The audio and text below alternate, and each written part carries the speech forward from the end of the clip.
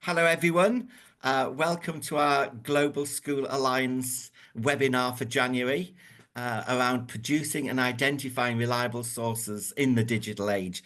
We're very proud, very delighted to be working with our partners at the wonderful FT Schools, who supports a whole range of important topics around media literacy and ensuring that young people have access to issues of international importance and very much underpinned by integrity and reliability. So great to be working with FT Schools. Okay, I think we're all aware of the importance of producing and identifying those reliable sources, and particularly wonderful that we're doing this on the International Day of Education. So happy International Day of Education to everyone. This was established in 2018 by the UN, and it was very much to underscore the key importance of education in supporting peace and sustainable development. So again, very important that we celebrate global education today, in fact, every day. And certainly the Global School Alliance has been around for now, gosh, over 5 years. And at the heart of our work is global communication and global connectedness. A huge thank you to everyone joining us on the call today. We're very proud of our wide and diverse community of educators. You are the most important people in the world, and certainly all of our commitment to sharing resources, funding opportunities, and celebrating global educators is very much what we're about. Just to highlight, we are looking forward to celebrating the Chinese New Year on the 29th of January, which we have lots of resources on the website there as well. And also, we're very keen to support our ambassador network. There's a great network of ambassadors. And if you are interested in becoming an ambassador, do stay in touch. And we'd be delighted to support you with that as well. So yes, everything about our Year of the Snake activity is on the website, along with information about our platform and about our awards. And certainly for UK schools, we're proud to announce the Turing scheme. You may be aware that there is funding now from the UK government to support school partnerships. So again, any UK school on the call, please stay in touch and we'd be delighted to work with you to access that important funding. Our platform is there to celebrate global educators. We're very proud to be working with thousands of educators in thousands of different schools, and it's wonderful. Great to see so many wonderful points in the chat. Hello from Peru. Hello, Christopher. Do put your comments in the chat, and we will certainly stay in touch with everyone. Hello, Romania. And do carry on connecting through the platform. We're very proud of our global platform of educators, which brings together wonderful groups, wonderful projects, a whole range. Hello, our wonderful Lizzie Bow, the wonderful ambassador network that we support as part of the platform. As we said, if you're interested in becoming a Global School Alliance ambassador and supporting the key importance of global education, do stay in touch. The website's on there, or email me directly. I'm delighted to have a conversation with you for that. And of course, our awards continue. We're delighted to recognise the key work of schools in their global activity. As we always say, you are the most important people in the world, and the great work you're doing every day to bring the world into your classrooms is incredibly important. And hello, Alistair from Coventry. Yes, we are thinking of everyone in Northern Ireland and those wins today. So do stay in touch if you want to get one of our awards. Very easy, free of charge to access, and it really provides a very central, a very key ethos around which to build and develop your global activities. So again, thank you to everyone for joining us. Happy to have a call with you about how the Global School Alliance can support your school, ensure that you are having those international partnerships that have that key transformational power, to ensure that the global ethos underpins every curriculum area in your school by establishing that key international approach. And at the heart of our work is that face-to-face engagement. It's wonderful. Hello, Colette. It's wonderful to have amazing educators around the world that really bring the world into their classrooms every day, that are developing what we talk about, the great conversation of humankind, to ensure that global activity is a key part of their school ethos. So we can support that face-to-face travel for that. Oh, wow. Thanks for the updates there, Lizzie Bo. And do join our wide community. Again, lots of webinars, lots of events, a great way of supporting student voice as well. And we'll be hearing from two amazing students from Moldova later. So there's the website links for that. And do stay in touch with us. It's great to see so much chat going on. Please feel free to add your comments to this. The session will be recorded, and we're delighted to share the details of our 4 speakers today. And do share on social media at G School Alliance, and share your comments on social media. So without further ado, it's good to introduce our wonderful speakers, 4 wonderful supporters of global education and have real experience in this area. Delighted to be working with our colleagues, our partners at FT Schools, and a warm welcome to the New York-based Andrew Jack. Andrew is the Global Education Editor at FT Schools. And he's joined by his colleague, Olivia Hilton. Hi, Olivia, who is the project lead for FT Schools, doing amazing work. And she'll be telling us about the great links, the great opportunities to get involved in their work.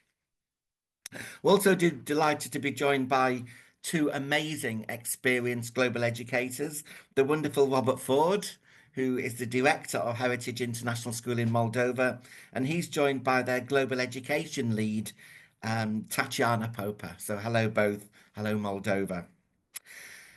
So they'll be telling us about their experiences, their hints, their tips, their hugely important insights around identifying reliable sources in this digital age where many of us are challenged by the importance and how ChatGPT, the influence of artificial intelligence, is having impact across all of our work in educators. So it's across now to say hello to Andrew, Andrew Jack, the Global Education Editor at FT Schools. Hello, Andrew. A very warm welcome to the Global School Alliance webinar. Across to you. Thanks very much, John, and great to be here with the Global Schools Alliance on this great International Education Day, and wonderful to see so many people online for this discussion. So I hope I can sort of add some useful thoughts. So I'm going to talk about the importance in general of media literacy and global literacy. My colleague Olivia, as John said, will talk a little bit later about some specific facilities and resources and approaches that the FT has taken towards secondary or high schools around the world. But to me, I've been more than 3 decades in journalism at the Financial Times, and in many ways, everything has changed except the core skill of journalism, of high quality, fact-checked reporting in a desire to explain the world and to provide insights for people to use. The technology, of course, has been revolutionized. When I started, it was very much a newspaper with a daily print cycle of production. And of course, today we do still have a print newspaper, but it's a small proportion of our readers who read in print. And we could talk about actually whether there's some unfortunate setbacks by that, because I do still think there's pretty strong evidence that reading in print, in paper, and indeed writing by hand as opposed to on a computer can actually be fundamentally more important for understanding and cognitive development. But largely, of course, technology has been a great benefit. It's allowed us now to distribute more widely to a global audience, much more effectively and efficiently without the need for print plants and distribution.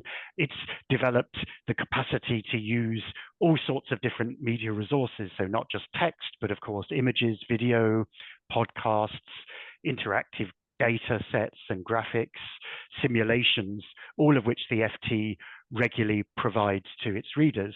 And of course, a lot more mechanisms for feedback with reader reactions and comments to stories, the capacity to share all that content more widely.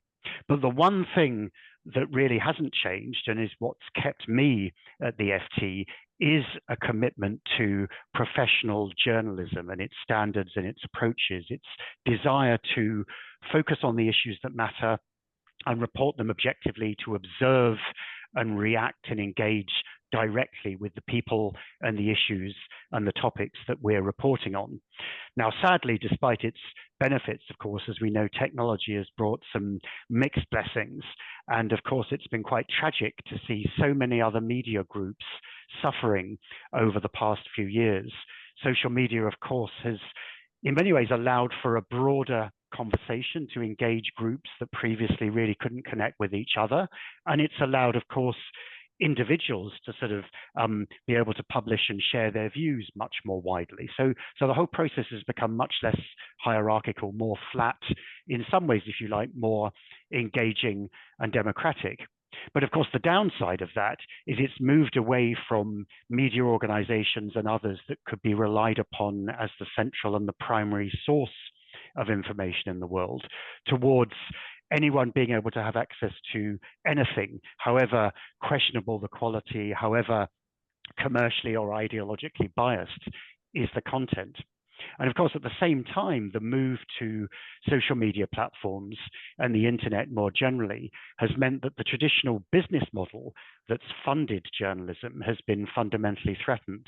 And good journalism, of course, does require investment and funding to hire people, to train them, to keep them up to date with all the necessary tools, to provide them the resources to be able to travel, report, and observe directly. And that's created, of course, a huge tension for traditional media outlets that relied notably on advertising, because most of that advertising, of course, has now gone, as we know, to opaque algorithms, to the big social media platforms themselves, which dominate. The FT happily has been able to survive and indeed thrive in that era, partly by differentiating itself, partly by increasingly relying on subscriptions from its mainstream subscribers, those people who are willing and able to pay and recognize the value of paying for high quality content. But sadly, that's not something that, of course, particularly a lot of general media or media that are available for free are able to do. I'm just going to put up a few slides to help discuss the media situation, and notably thinking about sort of the way in which high quality journalism can work. Here's the FT in our historic headquarters in London, Bracken House. But to give you a sense of how global we are, and actually how that also keeps us engaged with our readers around the world, the FT, of course, is historically UK-based, but for the last decade, it's actually been owned by a Japanese organization, Nikkei, which is also a media organization, a kindred spirit. So by our ownership, by our operations, by our history, we have these different roots, and less than a third of the UK's readers are now based in the UK. 2/3 are around the world, in Europe, in the Americas, in Asia, in Africa, and the Middle East.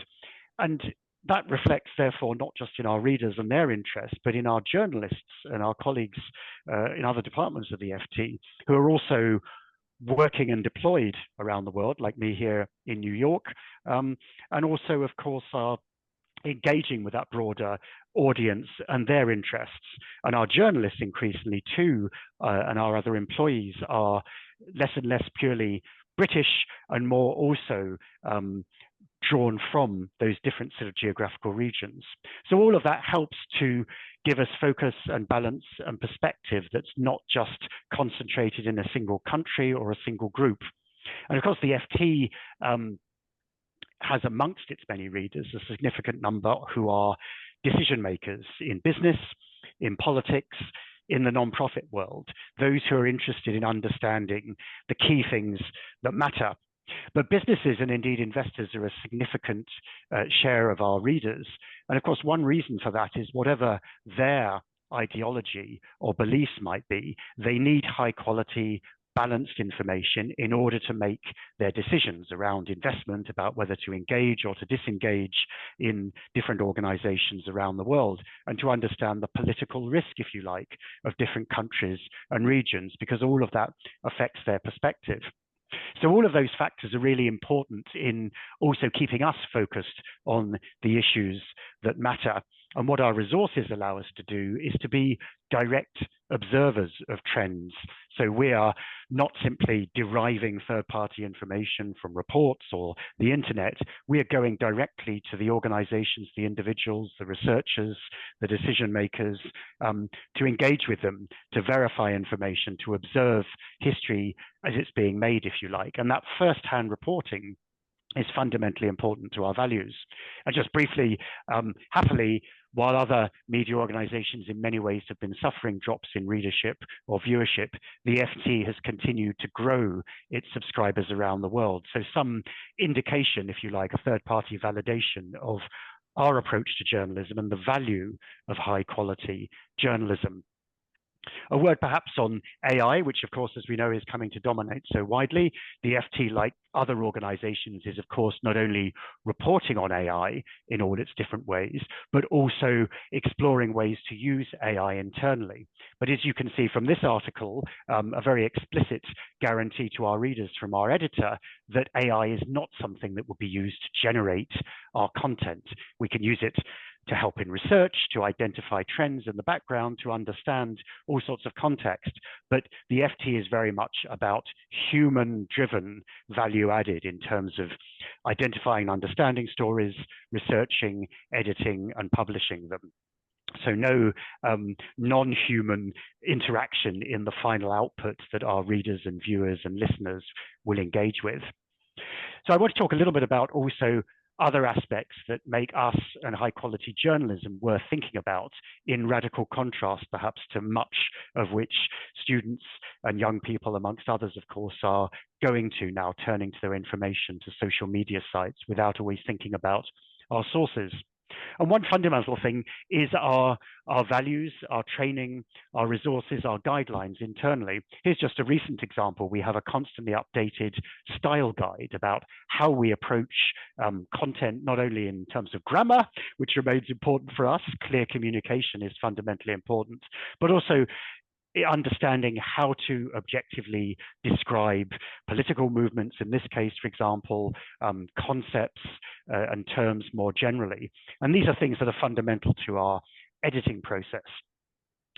And I want to talk a little bit just about how that process works, so you can get an understanding and perhaps share with students what's different about journalism and why fundamentally understanding and differentiating and using high quality sources is essential to what we're doing and is essential to their learning and indeed to the future of democracy. So when I or my colleagues are thinking about writing an article, the individual journalist or columnist or other writer might begin by wide-ranging reading. Online. Sorry, I think someone's on not on mute there. There's a voice coming in. So our fundamental role is. Sorry, I think you need to go and mute. We can hear background noise. How was that? Jamal, thank you. So what we're focused on is thinking about, first of all, as journalists, as reporters in the front line, what are the issues that matter? We're collecting information, data, reports, understanding of issues that are developing in the world, and we'll do a first filter of understanding the priorities that are out there. But then we'll engage with our editors to talk through and see whether they think that story is important or whether there's space for it in the limited amount that we have any day to be reporting on so many issues around the world. We'll agree in principle to go ahead and write something. And then once I've done that, my initial reporting, which is very much out in the field, talking to people, observing events, verifying information. It will go through a whole process of editing, of fact-checking, of subbing content in order to make sure that the final output that's delivered and published and read by readers has been through a very robust process. So I just show you a recent example of an article I wrote late last year, very topically, on media literacy and training within schools. And that's what you see here as a reader when you go to the article. But I wanted to show you the back end, if you like, the inner workings of, this is our publishing system. And what you can see here is my article, and you're on the left, but you can see also all of these green areas. So every fact, every statement that goes into this article is fact-checked by other individuals in the editing process. You can see the little green box in the middle here, where one of my colleagues has highlighted the slightly darker green area there and has indicated the two underlying sources from which the data was made and the assertions made. And you can see here on the right, this is what we call the editing history. And this is just, as you can see at the bottom, just one of 2 pages. So these are the different iterations that this article went through, from me filing the original raw article, if you like, through a whole series of eyes, other people's eyes, the initial editor that I engaged with, a couple of sub-editors, a fact checker, a revise editor, as we call it. If it's necessary, there'll be our legal advice. We might have a lawyer looking at content as well. And so anything that gets published by the FT will go through this very rigorous process, unlike what we know often happens with social media, where an individual, and we've no idea their background, their training, their agenda, will just be pushing stuff out there to the web. So that's a core element to the nature of the FT. And then what I haven't said yet is, of course, post-publication, that process of accountability and rigor continues, subject to comments from readers, might be on the article, beneath the article itself, it might be in the form of letters that come in to interact. If they're unhappy, it could be in the form of direct contact with the journalist or one of the editors. It could even, in an extreme case, be something that's subject to litigation. And indeed, the FT is part of one of a number of regulatory bodies or ombudsmen that can also go back and investigate the process of reporting and the validity of any criticisms. So as I hope you've heard and appreciate, there's a whole context to high quality journalism that fundamentally differentiates it from the raw output that we often see increasingly on social media. And both in the development and the publishing, and then in the post-publishing world, we have all sorts of mechanisms to hold us accountable. And that's why I still think that high quality media remains fundamental. It's radically different from the wide amount of social media content that we're seeing. It's there designed, of course, to tackle and stand apart from disinformation and fake news and misinformation that we see increasingly out there. And I hope it gives you some idea of the processes that we go through and the messaging perhaps that is valuable in sharing with your students about thinking critically about the different sorts of content that might be either directly or indirectly used, often from less reliable sources, to trigger rumor, misinformation, or simply doubt to what's going on in the world. So I fundamentally believe in the ongoing importance of journalism in high quality verification. And I hope that's something that you're able to continue to push for and to use as sources for inspiration and debate and classroom discussion. So let me stop there. Very happy to answer questions now or later, either during the rest of this session or afterwards. But thanks very much indeed. Great. That was fantastic, Andrew. Thank you. Really important. Would anybody like to ask Andrew a question? I think that was a really wonderful overview of the key importance of the rigor involved in this work. So anybody would like to ask a question of Andrew?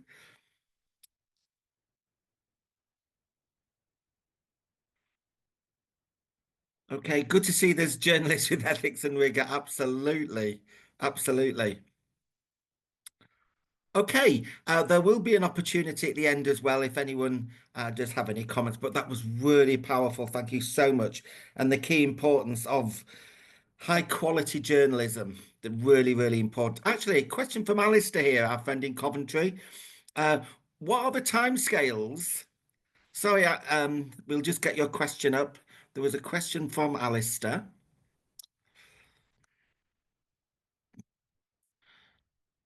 Yeah, I can see a couple. Shall I go? Alistair, Sorry, would I you see a like to? couple there. Alistair, would you like to come on and ask your question?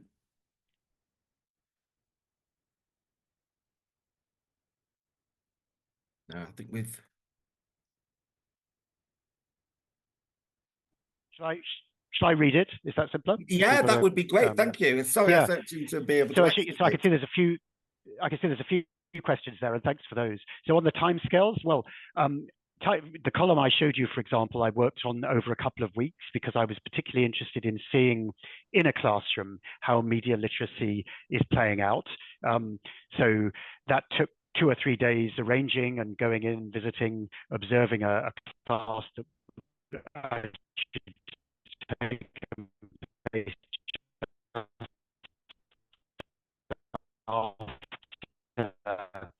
the US. But it was a matter of actually, I think 2 or 3 days, if I remember, to go through that process. But of course, there's a difference between longer features and columns like that and news reports, where very often you might have only a matter of perhaps, in the shortest case, maybe even minutes, in some cases hours, because clearly expecting insights and information as soon as it happens. So a shorter turnaround might be a matter of 20 minutes, half an hour, still with some verification and editing. And we have blogs to come out with instant takes, if you like, that will then build up into broader and longer news stories. I see there are a couple of questions here. What measures to suggest for checking facts for students? Well, I'm a great believer, amongst others, in this this idea of lateral reading, which you might be familiar with, which was developed, amongst others, by researchers at Stanford. And that's, of course, essentially how fact checking has always worked and how librarians and other information specialists work, which is when you come across a link, for example, on Google or somewhere on the web, you don't, in the first instance, click down and read that link. You first of all look at who's providing it, who is the organization behind that. So you actually search on the web for the organization to see if it's, for example, a fake or a credible think tank or academic institution, or is it the underlying actual official government documentation or statement, or is it some derived or third party or less questionable element. There's also, of course, a number of fact-checking services that can be looked at. But I think that whole process of actually getting students engaged, I was at a discussion a couple of days ago with one of the ministers in Taiwan that's done a great job in terms of tackling misinformation, notably out of mainland China. And he said the key element is to think about actually getting students themselves to practice journalism, if you like, so actually to be themselves researching and producing content and then testing each other to look at the robustness of those underlying sources. There was a question here also on, do we still employ news librarians? We do, in fact. So the FT has a very large physical library. And of course, these days, that's a small share of the vast amount of other resources that my colleagues as researchers will do to explore underlying resources as background for journalists and for fact checking. And of course, these days, of course, journalists themselves receive a lot more training and access to databases to also do some of the heavy lifting around that research. Just seeing if there's any other comments. Yeah, there was a question from I Christopher think those about are the. age-appropriate resources, but we'll be covering that in Olivia's. Yeah, But that was brilliant. Thank you perfect. so Yeah, and much. indeed, We'll be yeah, and sharing of course beyond. everyone's details. Yeah, And no, I was just going to say beyond the FT, of course, there are many, as you know, other credible resources out there to explore media literacy, and I'm sure we can share some more of those afterwards. that was wonderful. Thank you so much. And we will certainly stay in touch. Thank you so much. Okay, we move across now to our friends in Moldova, to the wonderful Heritage International School, and to Rob Ford and Tatiana Popa.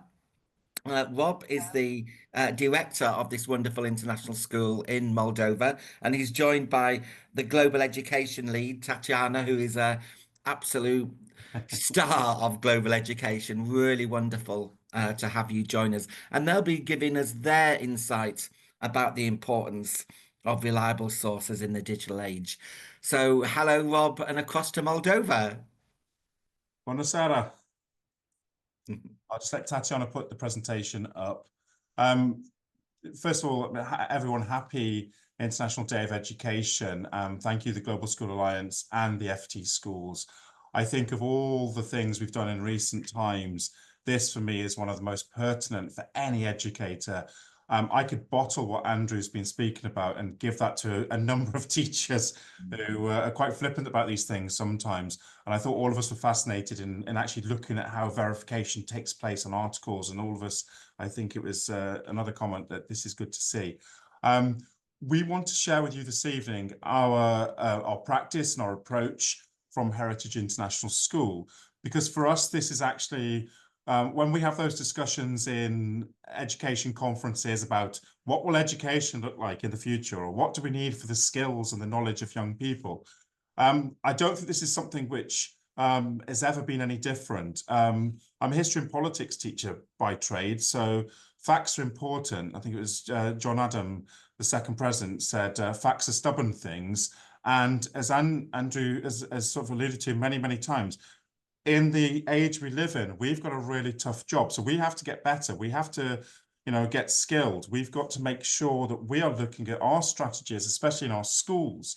I think putting our heads in the sand and pretending to be neutral, that we don't have to do anything about it, that somehow we can become apolitical, isn't an option either. So in Moldova, as many of you know, we are sandwiched between Romania and Ukraine. We have a very turbulent history anyway, from the Soviet era. Before that, we've had a war on our doorstep of horrific aggression for the last 3 years. We are living in an era where destabilization, misinformation, we've seen that recently in the Romanian elections across our borders with TikTok. We saw it in our own presidential elections before Christmas in October, and on the European constitutional vote as well. And all the students asked about this. All the students wanted to know. They even threw it back to Brexit and what happened in the UK back in 2016. Now, sometimes you think the mission of the school is just a marketing brand idea. Now, for us, we live and breathe what our founders set this school up for. We want to prepare students for the challenges of the future. We want to make sure that they can do that confidently. But that also means that we have to understand that we need to also understand what critical thinking is, what digital media literacy is about, what misinformation is, what disinformation is, that traditional sources that we relied upon, or things, and as Andrew said, where we got our media from, isn't the same anymore. Now, for some parts of the world, getting your news from the television is still very prevalent. For example, in Russia or in parts of Eastern Europe. Print media virtually disappeared for a lot of people, getting their stories, their news from social media. We've seen what happened when somebody can put a story out there that if we join the European Union, we are joining NATO, or there's a wonderful film on Netflix at the moment called The Children's Train, and it's in 1946, and the kids are all going to go north, and it's the communists that are organizing it, and they're all talking about they're going to send them to Siberia and cut their hands off and make them into food. It's incredible how this kind of hysteria can go. And what we need to do in education is bring it all down. And what I'm going to pass over to Tatiana now is, Tatiana's our head of secondary and deputy academic director.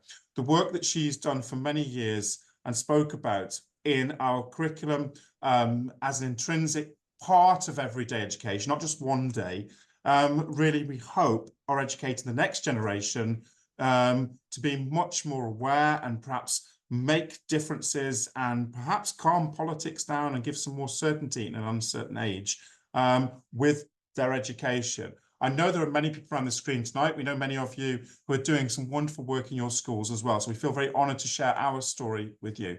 Right, I've said too much. Tatiana, over to you. Thank you. I will continue what Rob has started about what we do at Heritage School. And as part of our many activities in order to make raise awareness about the importance of media literacy. We have a series named The Founders Lectures, where once a month we invite a guest from outside the school in order to speak to our students, to speak on a topic or to speak about their educational pathway, their careers, etc. And we aim to bring people that are of different ages, backgrounds, from different countries, so that our young people feel equipped for the future that comes ahead of them, their potential careers and so on. So one of such speakers was Ludmila Gureu. She works at Kubo Communications, and she has spoken in 2021 about fake news, or the difference between disinformation, misinformation, malinformation. She also spoke a lot about the use of social media and what are the aspects that make the correct use of social media, and how our young people should be using nowadays social platforms in order to benefit from them, but not to harm them. Another such example was Paola Irisano. She's a journalist. Paola was educated in the United Kingdom. She has 2 universities finished in history and literature and in journalism. And she writes articles for CNN, for BBC World Service, The Guardian, and others. At the moment, she returned back to Moldova because there are too many events happening here, and she wants to be the voice of Moldova in the world. So she spoke to our students exactly about this, about media literacy, about the importance of having journalists that are correct in what they are relating to the world, and what they are, the stories that they tell, and of course being responsible for the image of the information they send into the world. So another example was when the war in Ukraine started, I, of course, as a social media user, posted lots of things everywhere. And this journalist, Jessica Abrahams from the United Kingdom, she spotted me writing on Twitter about animals and how people in Moldova would be able to take animals abroad when the war started, because everyone was panicking that they didn't have passports for their pets, and how to pass the border and so on. So she contacted me and she wanted to interview me because she felt that there was lots of information in the media around the world about the situation in Romania, in Poland, and of course Ukraine, but there was not much or not enough about Moldova as the neighbor of Ukraine. So I had a very honest interview with her. And after that, I kindly invited her to speak to our students because we were part of a national competition. We were selected from all the schools who applied to participate in a nationwide competition called Media Literacy in My School. So we had a whole lot of activities throughout the entire school year. And as part of that, Jessica spoke to our students online. You can see the pictures here, where she spoke about her work, but also about misinformation, disinformation, and the war in Ukraine, and why she was so interested in Eastern Europe, because she writes a lot about this part of the world, but also she wants the world to know about what is happening for real. And then not only this, but one of the activities was to write something as part of a competition, why you like media literacy. And 2 of our primary students even won in this competition. And you can see also images of teachers and students working, reading in the library, because they have to see the difference between good news and to spot some news on certain topics. And because we collaborate with our community so well, a parent that worked at the Internews Moldova, she shared with us some leaflets about how to be alert about what you see online. And you can see that brochure, which we spread around the school, so that our young people are informed about how to spot the difference between trustworthy and untrustworthy information. And of course, there are different types of events for educators. Nationally, we participated in the media forum organized by the Center for Independent Journalism. And my colleague, the head of primary, Mrs. Bujak, she has taken a course for media literacy and has run the media literacy club for some years in the school in order to equip our young students with knowledge about this. But also, we are part of the twinning. We are in the twinning school, and as an twinning ambassador, I participated in a workshop organized for ambassadors. And in year 2021, the twinning campaign was called Media Literacy and Disinformation. So we found out many tools and activities that can be organized in the classroom in order to develop this skill in our students.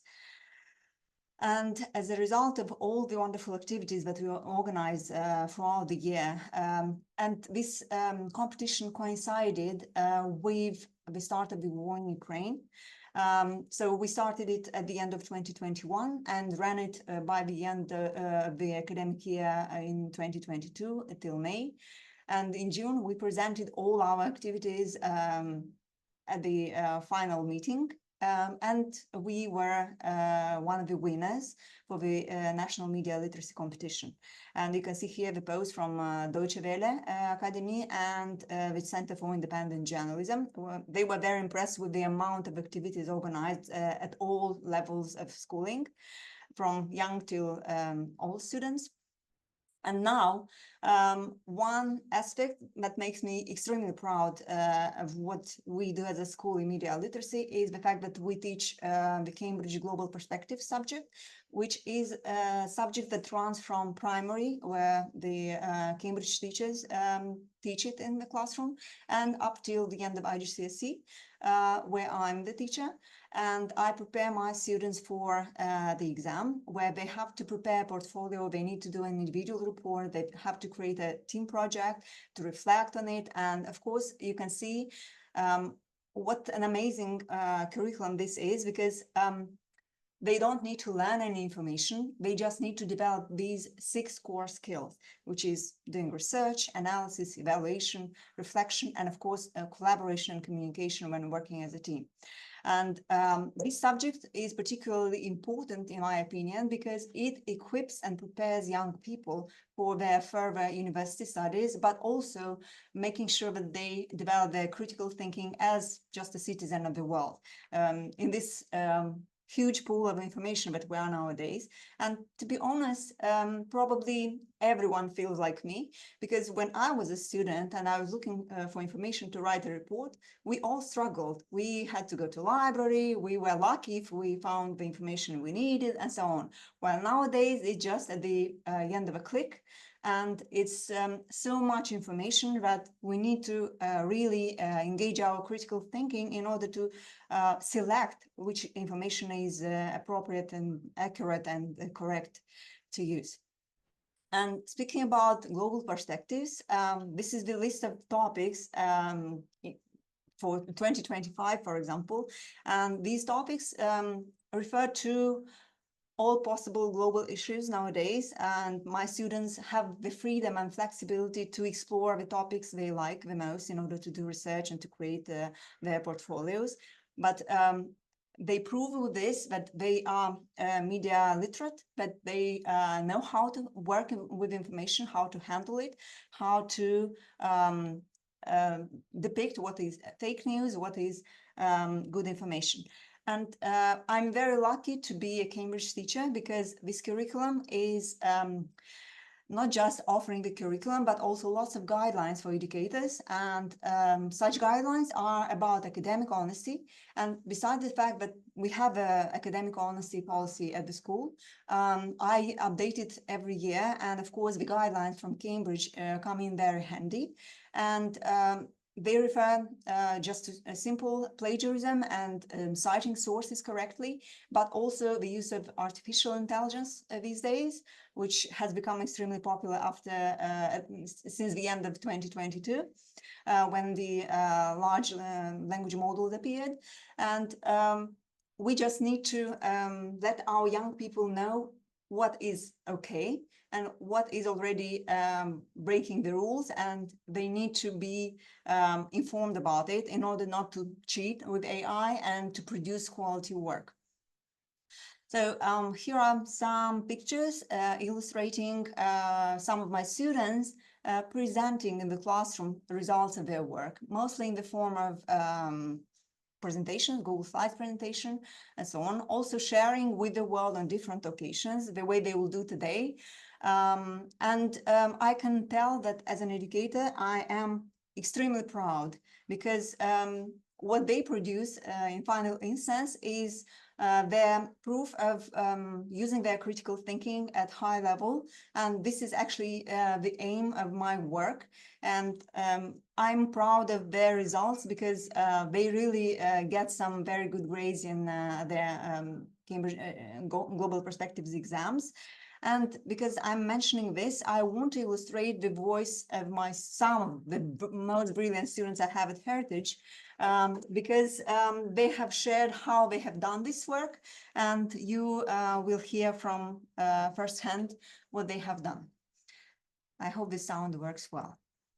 At Heritage, media literacy is an important part of every student's academic life, especially during Global Perspectives lessons. When we were doing research projects in Global Perspectives, we learned how to distinguish between a reliable and an untrusted source. We also learned about how to identify bias in certain news articles. This ensured that we get informed using credible sources only, which doesn't apply only to our research projects in lessons, but also in everyday life. Citing sources correctly was another important aspect of our Global Perspectives lessons. We were trained on how to use citation styles such as MLA and APA, ensuring we gave proper credit and avoided plagiarism. At the same time, learning how to incorporate quotes, paraphrases, and citations was vital for maintaining our academic integrity. And not just these two students, but I have two more brilliant students who got the highest grades in their IGCSE exam. Hello, everyone. I'd like to share how my journey with media literacy at Heritage has shaped my understanding of sourcing and research. It taught me not just to gather information, but to evaluate and differentiate between unreliable and reliable sources, which is a crucial skill in today's digital world. In my biodiversity and ecosystem loss report, I have learned to sift through overwhelming data by focusing on credible sources, such as peer-reviewed journals or governmental reports. With the guidance of our teacher, Ms. Tatiana Popa, I have learned to always ask myself, is this source trustworthy, and is there evidence to support it? While doing our team project on the impact of COVID-19 on societies in 2020, I saw firsthand the flood of misinformation online. We focused on verified medical and governmental reports, making sure to cross-check every piece of information. A key challenge was also working with AI like ChatGPT. While helpful for guidance, I learned that AI shouldn't replace deep critical research. Similarly, Ms. Tatiana also guided me and my group throughout the process of preparing and improving our project on the effect of poverty on ethnic minorities. Ms. Tatiana has taught us that AI should not replace thorough research. She taught us how to fact-check sources and how to ensure that we only use reliable and relevant information in our papers and projects. Media literacy was a widely discussed topic during our Global Perspectives lessons, and I truly believe that this not only helped us get outstanding grades on our assignments, but also helped us improve our research skills on a daily basis. We learned how to do effective and responsible research, and not to be over-reliant on artificial intelligence, especially as it makes mistakes in producing factually correct information. In conclusion, at Heritage, we learn how to properly find, analyze, and cite information from reliable sources, and how to properly apply that information to our papers and projects. Thank you.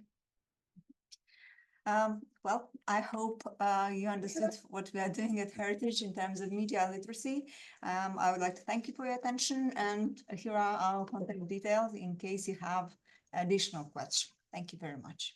That was fantastic. Thank you so much, Rob. Thank you so much, Tatiana. Are there any questions for our friends in Moldova? That was a really wonderful presentation about what you're doing in your great school.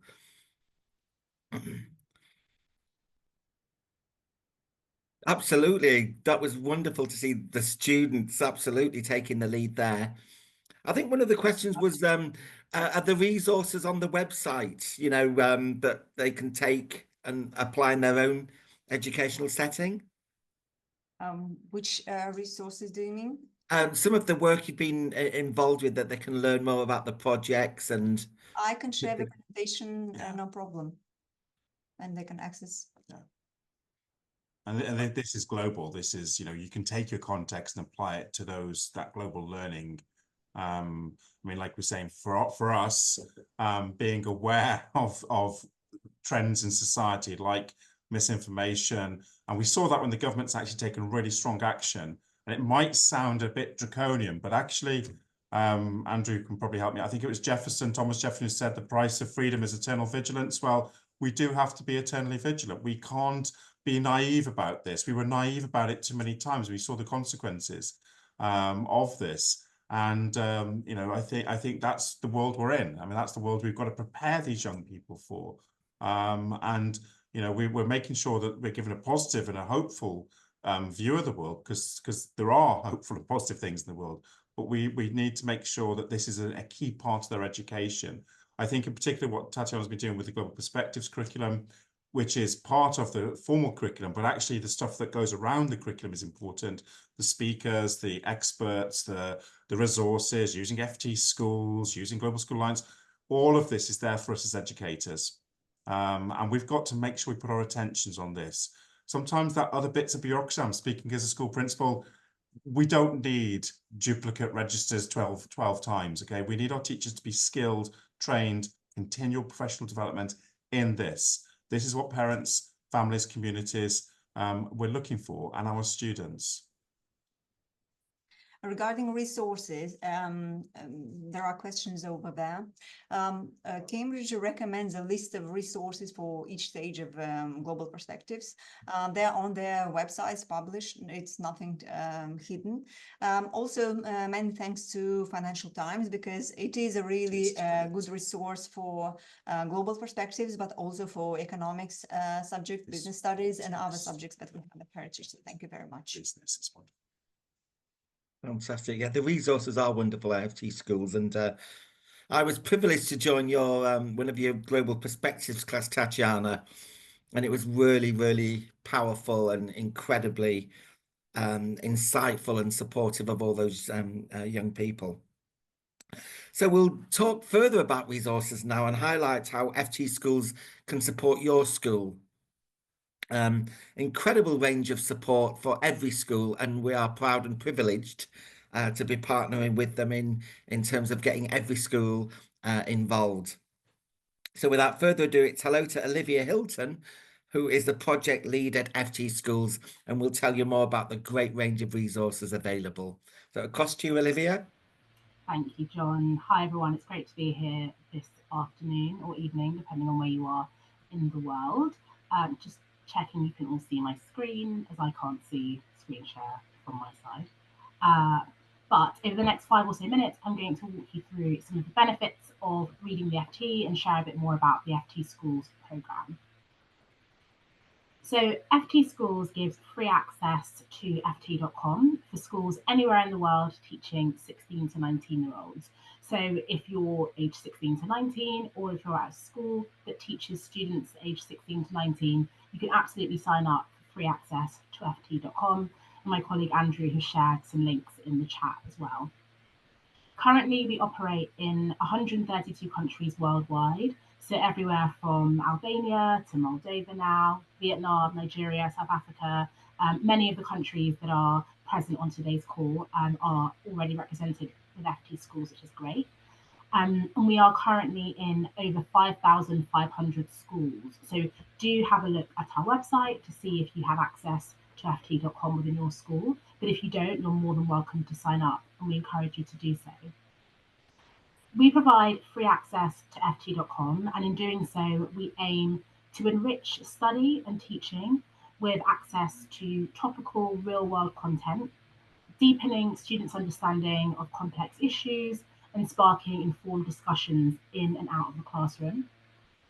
We also aim to foster media and global literacy by helping young people to critically evaluate news, understand diverse perspectives, and navigate global challenges.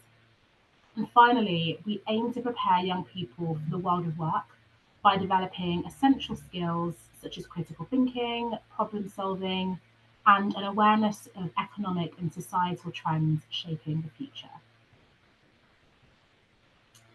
So in terms of supporting your studies, students and teachers with access to ft.com through FT Schools can view our Schools Hub.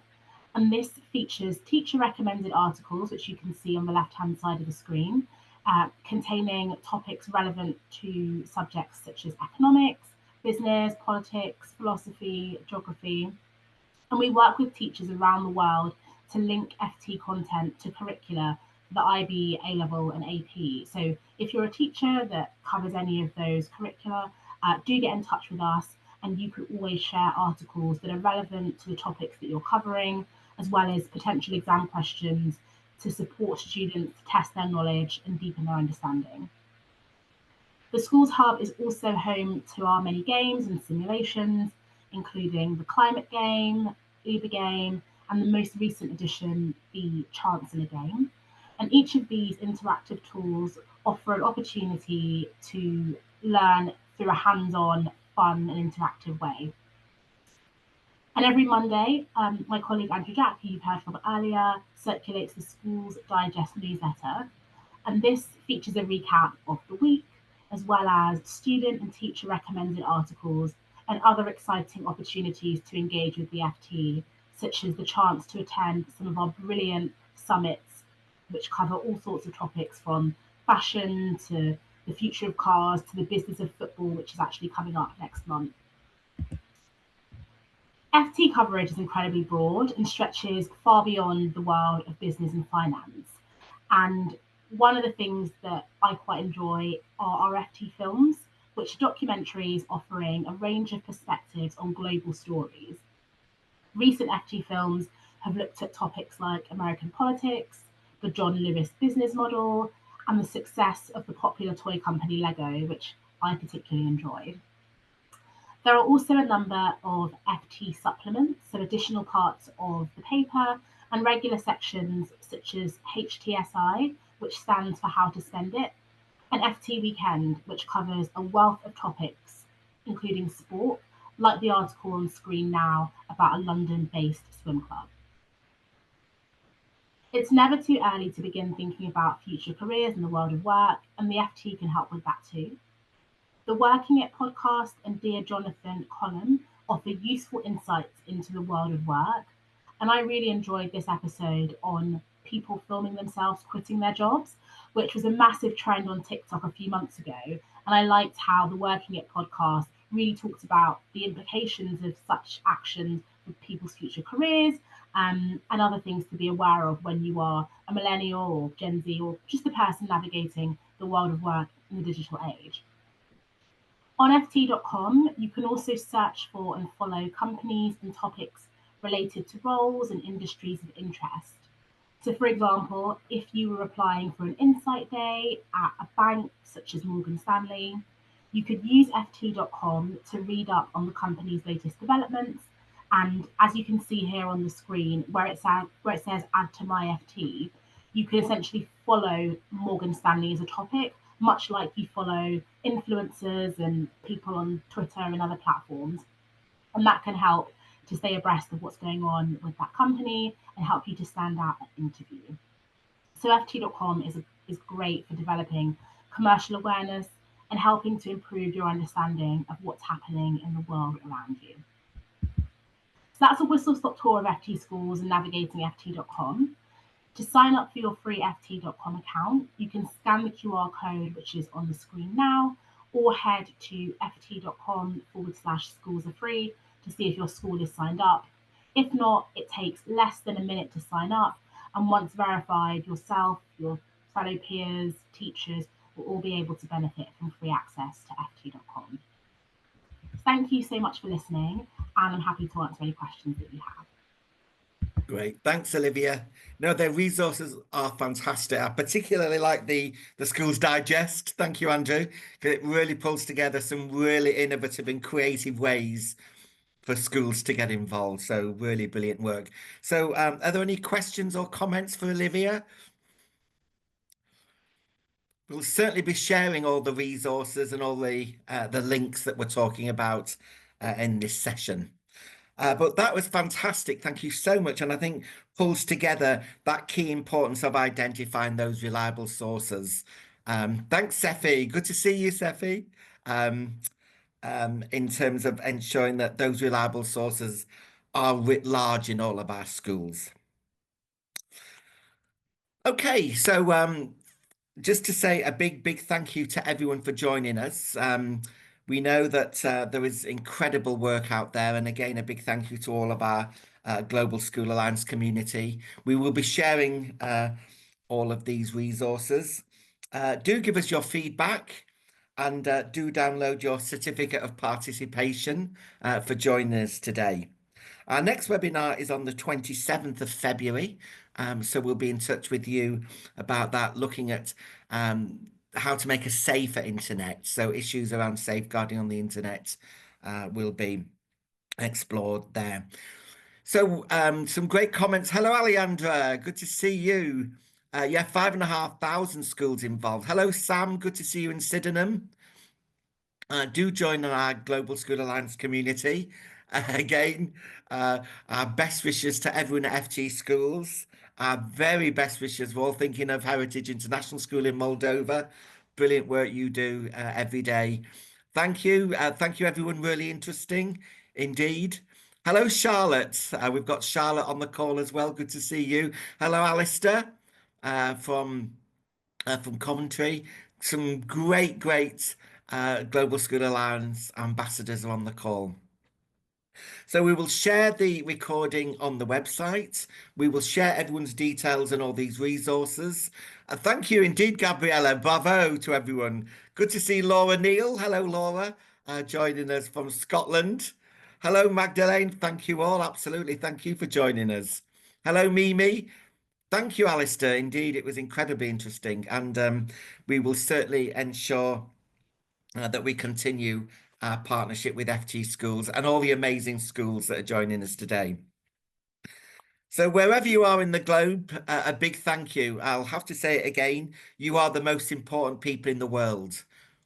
Global educators, for ensuring that young people are given access to amazing resources and their life chances being developed by your fantastic work.